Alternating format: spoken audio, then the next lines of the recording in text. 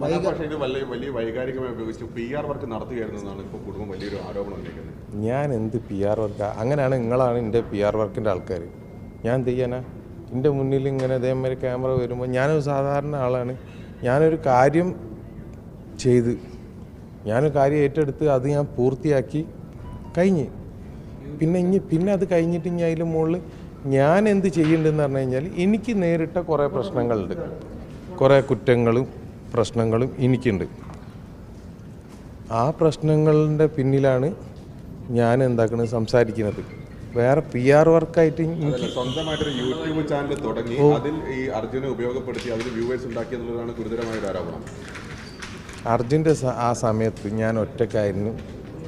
ഗംഗാവലി ശിരൂരിൽ ഞാൻ അർജുൻ്റെ ആ സമയത്ത് എൻ്റെ ഒരു മനസ്സിനും വേണ്ടിയിട്ട് ഞാൻ തുടങ്ങിയതാണ്. ഓക്കെ,